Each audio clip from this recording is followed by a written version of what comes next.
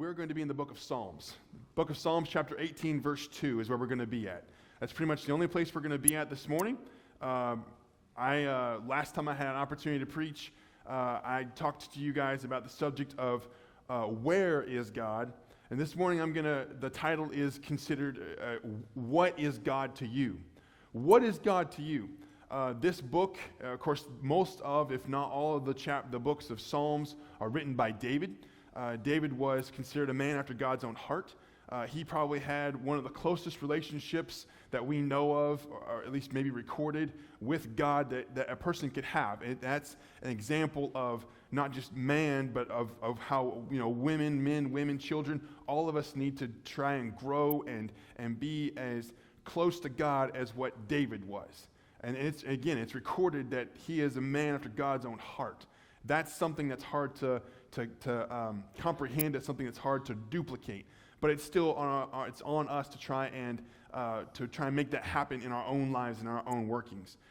So Psalms chapter 18, verse 2, you find that in this case, David he's writing this book, he's praising God, he's giving him the credit, he's giving him the adoration, he's giving him all that he deserves, and rightfully so. But this particular verse, I like it, and I think that this verse breaks down the question of what is God to you? Because we know in this verse what God was to David, but it asks the question, it makes us think about what is God to us? What is God to us in this day? What is God to us in this time? And so I want to try and break this down and try and just use some illustrations maybe, and we'll just kind of see where it goes from there. So you see in this verse, it says this: "The Lord is my rock and my fortress and my deliverer, my God, my strength, and in whom I will trust, my buckler and the horn of my salvation and my high tower." Now, first, we want to see or look at the fact that David calls God, "The Lord is my rock." He didn't call him a piece of sand. He didn't call him a piece of paper. He said he's a rock. That's something that's firm. That's something that you can stand on. It is a firm, foundational piece of stone. It's hard. You're not going to break it with smacking it with your hand. You might not break it smacking it with a hammer. I know that in construction and equipment, pieces of equipment have the jackhammers on the end of the Caterpillar heavy machinery things to break up rock because it is incredibly hard to do. You're not going to break God. And that's what David is implying here in this case. You're not going to break God. God is his rock. God is the safe place. He's his higher ground. He's his rock to cling on to. A few years ago, I went river rafting with a youth group that we had in Chattanooga. And I went river rafting, and the river was amazing. It was cool. The water was awesome. The trip was great, except my tube deflated, and it was not any fun anymore. The bad thing about it was that I managed to get myself onto a little island in the middle of the stream, in the middle of this river here, and they officially called me Gilligan. And it was like Gilligan's Island, ha ha ha. Anyway, but the thing of it was I didn't have a chance I had to walk in this river. Now, luckily enough, there were some shallow places, and there were some deep places too. But I had to hold on to this raft, this tube that had deflated on me, and walk on this river down to this island so I could maybe hop aboard some other person who saw some pity on me and ride to the end of the line where the rest of my group already was. The thing is that these rocks, they were hard. They hurt your feet. They are there because God put them there. They're there because they clean and purify the water. They're there because they are important for what's going on. But at the same time, rocks are stability. Rocks are what you hold on to when you don't have anything else to hold on to. Rocks are there when you are rock climbing, when you're climbing a wall, when you're going up against something. You hold on to something as firm and with as much strength, as much power, and as much grip as you can possibly do. And that's what God is to David in this sentence. It's a declarative statement that the Lord is my rock. He's my rock. Is he your rock this morning? The things that you're going through right now, the things that we all experience, the friends that are having problems, the people that we put on our prayer list, the issues at school, grades, teachers, friends, families. Are you holding on to your rock this morning? Are you holding on to him? Are you clinging to the idea that, oh, well, things are just going to get better? Or are you talking to God? Are you taking it to him? Are you actually holding on to the concept that God is there for you? Or are you just trying to shoulder it yourself?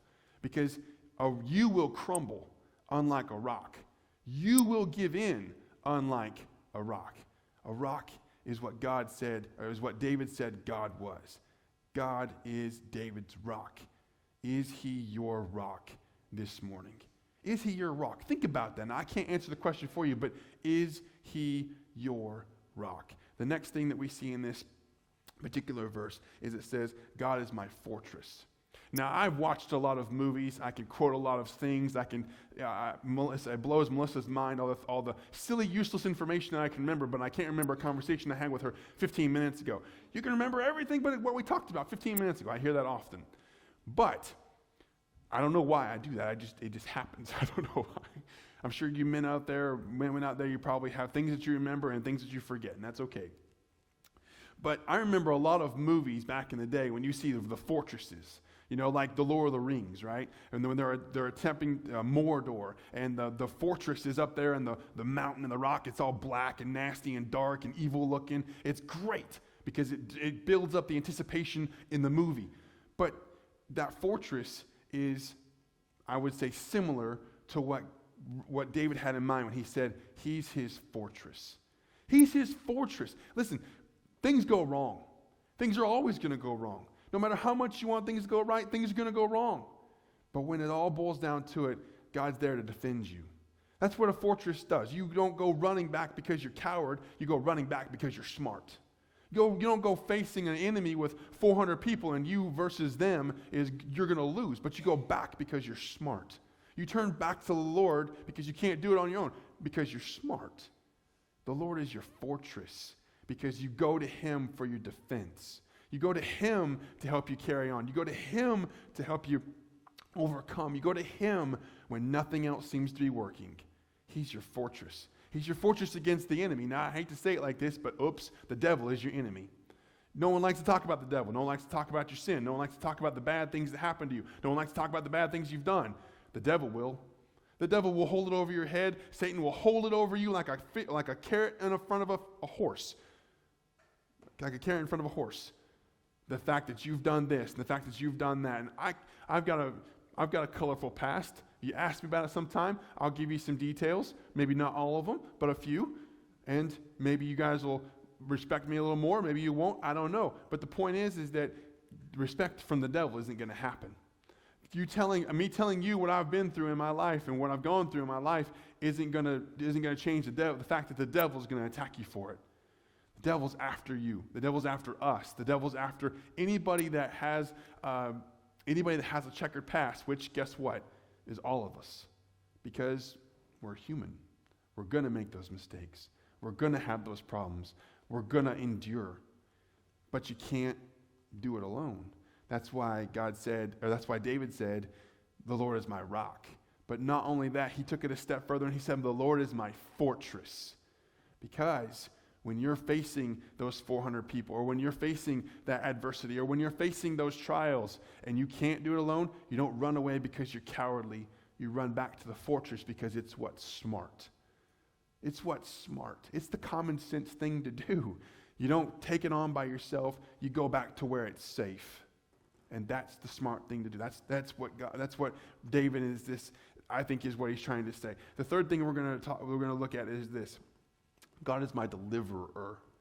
Now, God brings us through the trials and the tribulations, and he brings us through the things that we've gone through. And you talk about the Olympics, okay? We've had the big controversy over in wherever the Olympics are supposed to be going on. These people have been training. These people have been going through it. These people putting their body into peak form, physical. I could try for the Olympics.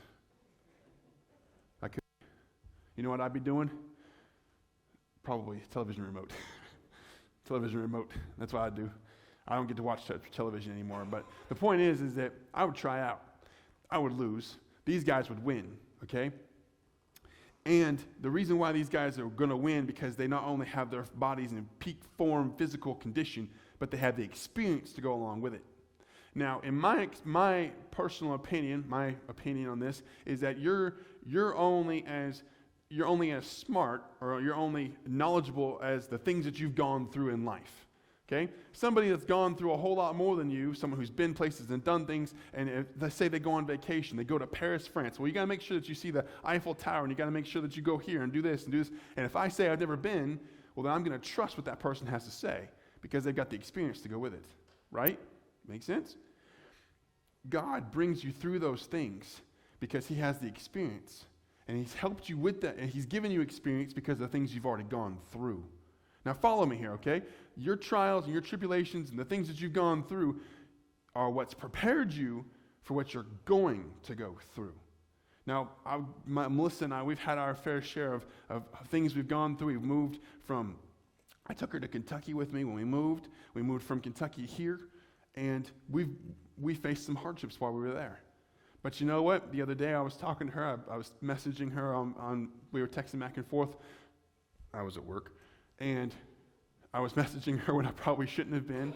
But I told her I'm fixing to have to pull some serious hours at work because people that work on another shift are not showing up. They're not being responsible. And it's my responsibility for what I do to have to cover for that, which means that she's going to suffer, which means our kids are going to suffer. And I texted her and I said, listen, it's nothing that we haven't already been through. It's nothing that we can't go through as long as we do it together. And that's what God does for us. That's what God reminds us of. That's what David is telling us here, is that he is our deliverer. The things that he's brought us through are what prepare us for what we're going to go through. It's not just a past. It's not just what you've been through, but he's helping you for what you're going to go through. He's your deliverer. Because I promise you right now, Psalms chapter 18 isn't the end of the book.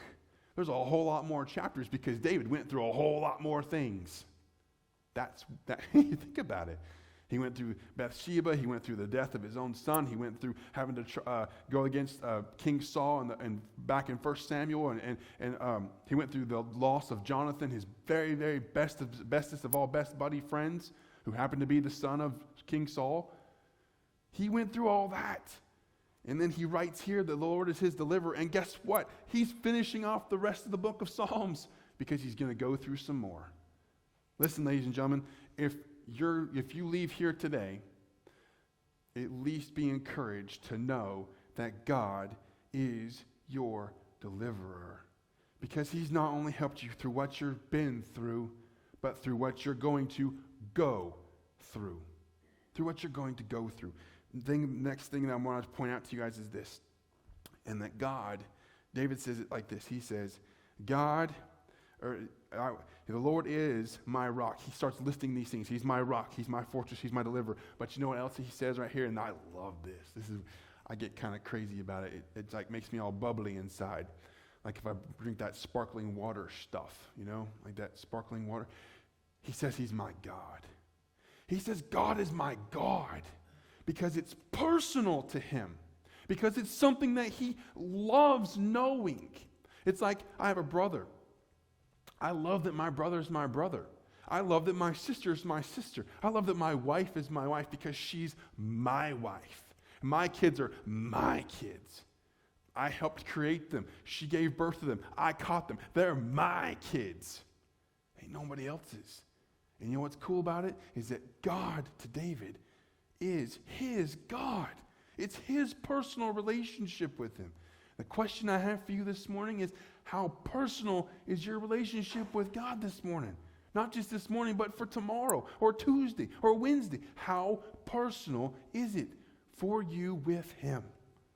How personal? How good is your prayer? How strong is your prayer life? How good is your Bible reading life? Melissa, I go to work. I've worked second shift. Feels like third shift sometimes. I go to work at second shift. Melissa does bedtime and bath time and food, dinner time, and then at the very end of it all, right before they go to bed, my little girl can say the entire six verses of Psalms chapter 1, because she works with her about it. That's personal. And Gwendolyn catches on like nobody's business because she loves knowing it. She loves being able to show it off. She loves people being proud of her because she can say Bible verses. Now, that's the heart of a 3-year-old going into 4 in December. That's the heart of a 3-year-old. Now, I look around this room and I don't see very many 3-year-olds or going into 4-year-olds. I see a lot of older individuals who may have the attitude of a 3-year-old or a 4-year-old, and that's good because you're young at heart. But how close is your relationship with God? How close is it? Because to David, it was everything. It was everything. Personal definition, he knew God, and he knew the fact, he didn't know what the future held, but he knew the person, he knew who held his future, because he knew God on a personal level.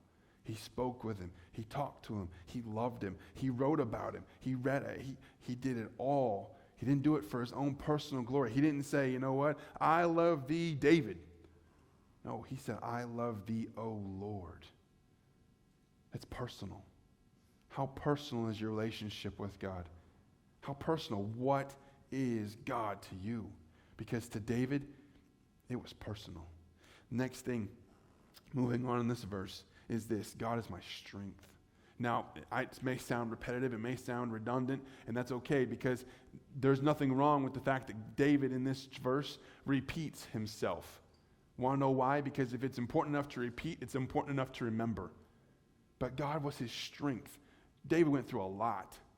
David was going to go through a lot. I don't know if David knew how much he was going to go through later on through the rest of his life, but I'm guessing he probably had an inkling that it was going to be difficult.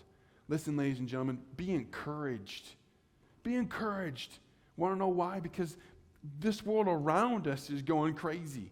This world around us, the people we know, the relationships we have, the friendships we have, may go completely and totally haywire. God's still your strength. God's still the one person that can get you through it. God's still that deliverer. He's still that fortress. He's still your rock. If you just turn to him. If you just go find him. He's always there. Now, I have a personal confession about the next part about this verse. When I read this verse many years ago, I thought a buckler was your pants. I thought a buckler, I'm not kidding, I want to tell you this. I thought your buckler was your belt buckle. I don't know why, because I hear the word buckle, and I think to myself, so it's a buckler. I mean, a buckler's a buckle, right? That's what I thought.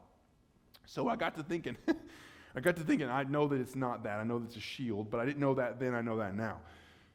I got to thinking about how your pants holds everything together, right? You can't very well walk into public with no pants on.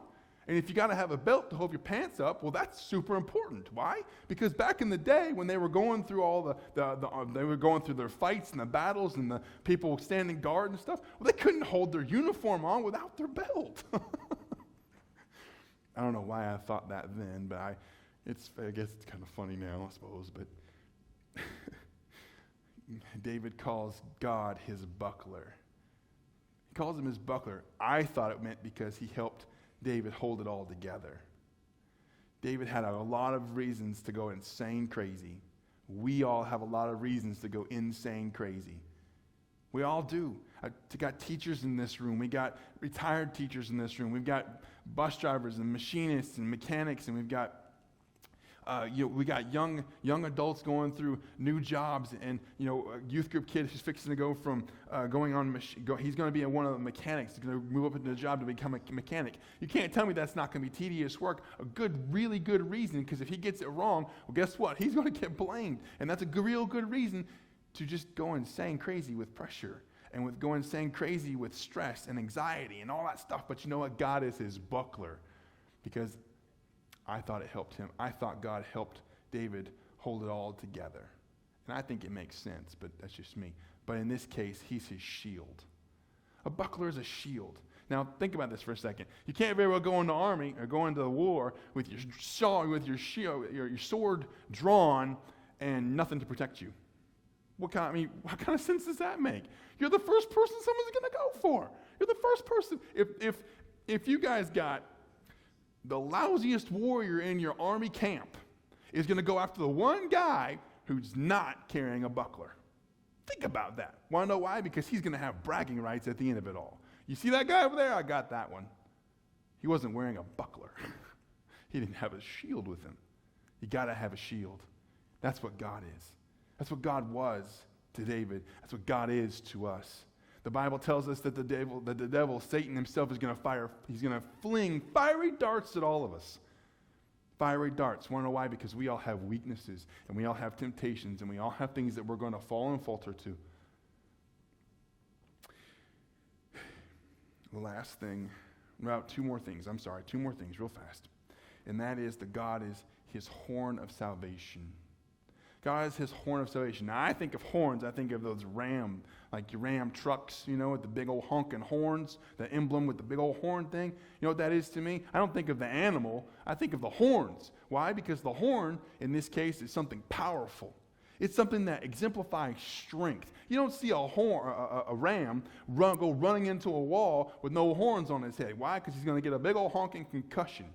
But if he has some horns on his head, if he has some strength behind him, he's going to crack that wall, and he's going to gloat about it to his buddy. You see that crack over there? That was me. I did that. He's going to. I would. It would hurt, but I would do it. That's what God is. God is your signal. God is your sign and your signal of strength.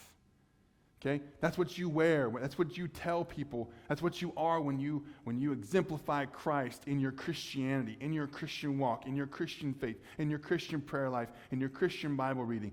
You exemplify God's strength in your life and your faithfulness to what he's done for you and doing for you and going to do for you when you exemplify that. He's your horn of salvation. He's your horn of salvation. He's your symbol of salvation.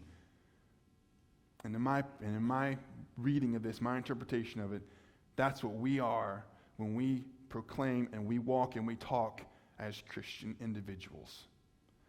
As we walk and talk in Christian individuals, we proclaim and we are God's symbol of him, God's symbol of his love and God's symbol of his strength and God's symbol of his mercy in our lives. When we walk it, we talk it, and we exemplify it. Now, the last part of this verse is very much simple. It is this. David gives us all these things. He exemplifies and gives God all these names. He says he's my rock. He says he's my fortress. He says he's my deliverer. He says he's my God. He says he's my strength. He says he's my buckler. He says he's my horn of salvation. But last it says this, God is my high tower. Want to know why? Because a high tower, you can see everything. And God knows everything. Believe it or not, those secrets and sins and those things that you've kept tucked away from your friends and from your family and the things that they don't think that you'd ever be able to do, God knows about it. I hate to say it like that, but God knows. God knows about it. He is his high tower. So no matter what David did or didn't do, no matter if David confessed it or didn't confess it, no matter what, he already knew that God knew, which meant that he was holding himself accountable for doing right. Think about that for a second. If you know that there's somebody out there who already knows you're guilty, you're not going to do it to begin with, right?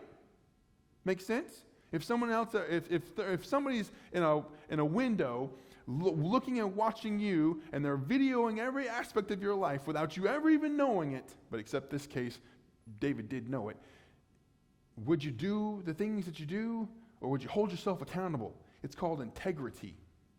And that's what David had for himself, because he knew God knew. And that's what matters, because God knows. God knows. Now, I love this verse. I like reading it. I like getting into it. I like the understanding and I like the interpretation of knowing and believing and feeling as if when David wrote this verse back in the day, back in his time, that he wrote this verse to encourage this guy. Because I promise you something right now, everybody in here needs the encouragement. Everybody in here needs to hear something that will lift them up and carry them through, because I promise you, there's a mountain, there's a valley, and sometimes there's a slide on the way down, and then there's the incline on the way up. And then that's where the junk happens, is in between them slides and them falls. And then it's the worst at the bottom, and it's the best at the top. Kind of like the Kentucky Wildcats. I had to do it, I'm sorry. That slide and that incline, ladies and gentlemen, is what God knows about. He knows that you're going to go through it. Not just what you're going to do right or do wrong, but he's your high tower because he sees and he knows those things. He sees your life. He loves and cares about you. He saw your life then. He knows your life now, so much so that he sent his son to die on the cross for it, to offer us, to offer you, to offer me a thing called salvation, which is exactly why this verse, I think, was written. Because out of all the things that that David called God, he called him his salvation. He called him his salvation. Now, I'm going to ask you guys a question, and you don't have to bow your heads or anything like that, but do you know salvation? Do you know God's salvation? Do you know that you're going to heaven? Because I can promise you right now, the alternative, hell, is not the way to go. I know many people, work with them, talk with them, they have this idea, well, I've done so much bad stuff in my life, might as well just carry on, continuing on, doing what I'm doing because I'm going to hell anyway. That can change. That could change. It doesn't have to be that way. But I'm not talking to those people. I'm talking to you guys, and I'm talking to the people that are watching this, and I'm talking to the individuals that may not know where they're going. Maybe they're confused. Maybe they don't have their mind made up yet. I'm telling you guys right now, I promise you something. Your day of salvation is the best thing that could happen to you, in my opinion, next to marriage. This is me. Okay? It's important that you know that you know. It's important that you know God, because once you get that personal relationship with him, you don't want to let it go. It's such an amazing, fulfilling notion that you don't want to let go of. Your hardest day, your hardest time, your hardest week, your hardest month, your hardest year, you can still look at it and smile and say, I've still got God. He's still with me. He never left you. He never forsook you. Not then, not now, not ever. But you have to know that you have him.